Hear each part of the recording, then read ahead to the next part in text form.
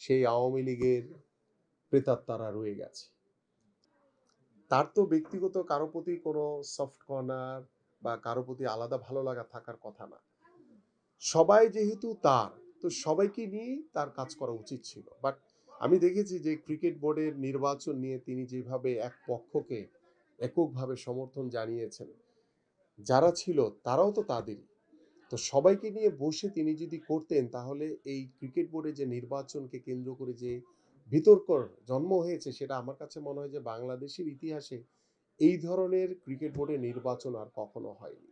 যেভাবে প্রত্যেকটি জেলা প্রশাসক প্রথমে তাদের যে গঠনতন্ত্র অনুযায়ী আছে সেই অনুযায়ী জেলা প্রশাসক সকলেই তারা কিন্তু কাউন্সিলর পাঠিয়েছিলেন। পরবর্তীতে যখন আসিফ মাহমুদ দেখলো যে তার মনোমতো কোনো কাউন্সিলর আসে নাই, তখন তিনি আমাদের যে বুলবুল ভাই, তাকে দিয়ে একটি চিঠি ইস্যু করেছেন। আপনারা সকলেই জানেন যে 18 তারিখে একটি চিঠি ইস্যু হয়েছিল। সেই চিঠির মাধ্যমে তিনি প্রত্যেকটি জেলা প্রশাসককে, ক্রিয়া উপদেষ্টা নিজে ফোন দিয়েছেন, ক্যাবিনেট সেক্রেটারি নিজে ফোন দিয়েছেন জেলা প্রশাসকদেরকে।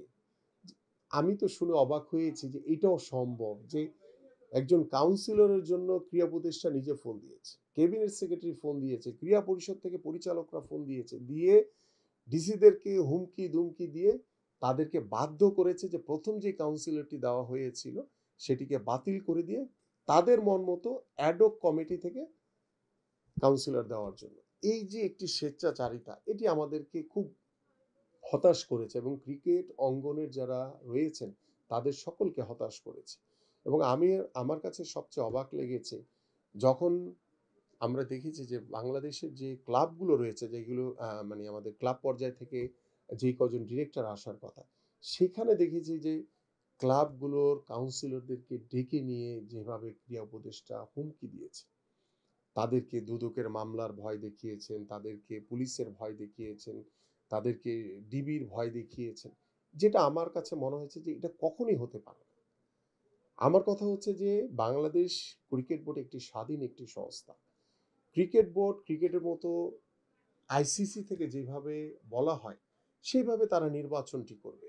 সেখানে বুলবুল ভাই আসলো বা ফারুক ভাই আসলো বা আমাদের তামিম ইকবাল আসলো, সবাই তো ক্রিয়া উপদেষ্টা বা সবাই হচ্ছে দেশের। তো সেখানে আমি কিভাবে একজন ক্রিয়া উপদেষ্টা হিসেবে আমি একদম রিজিট হয়ে যাই যে না, আমাকে বুলবুল ভাইকে প্রেসিডেন্ট করতেই হবে, এটার জন্য আমার যা যা করণীয় আছে সব করতে হবে। এই বিষয়গুলো আমাকে খুব পীড়া দিয়েছে এবং আমি খুব মানে অবাকই হয়েছে, হতাশ হয়েছে যে এইভাবে হস্তক্ষেপ করা সরকারিভাবে এটা কখনই সমীচীন হয়নি। কারণ আমরা গত 17 বছর যে স্বৈরাচারকে দেখেছি যে প্রত্যেকটি জায়গায় দলীয়করণ করেছে, রাজনীতিকরণ করেছে। আমরা 5ই আগস্টের পরে আমি আসিফের সাথে কথা হয়েছে আমার ক্রিয়া উপদেষ্টার সাথে, যে আমরা বলেছি যে ভবিষ্যতে আমরা ক্রীড়াঙ্গনে দলীয়করণ করব না, রাজনীতিকরণ করব না, যেটি আমি এখনো বলছি যে শতভাগ আমরা দলীয়করণ মুক্ত রাখতে চাই।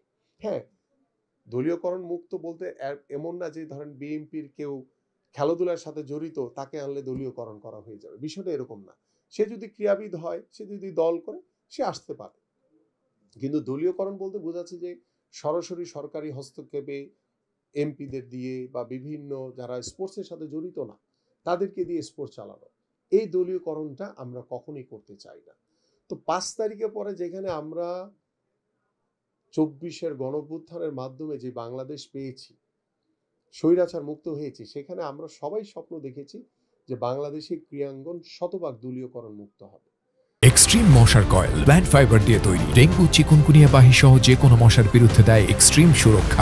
5 তারিখের পরে আসিফ মাহমুদের সাথে আমার যখন কথা হয়েছিল, আমি তাকে সেগুলো বলেছিলাম এবং সেও আমার সাথে কথা বলেছে। বাট যতই সময় গড়িয়েছে আমি দেখেছি যে সার্চ কমিটির নামে যে কমিটি করা হয়েছে সেখানেও সেই আওয়ামী লীগের প্রেতাত্মারা রয়ে গেছে। আমরা বিভিন্ন যে অ্যাডক কমিটি দেখেছি, সেখানে আমাদের অনেক যারা স্পোর্টসের সাথে জড়িত না তাদেরকে সেই অ্যাডক কমিটিতে রাখা হয়েছে।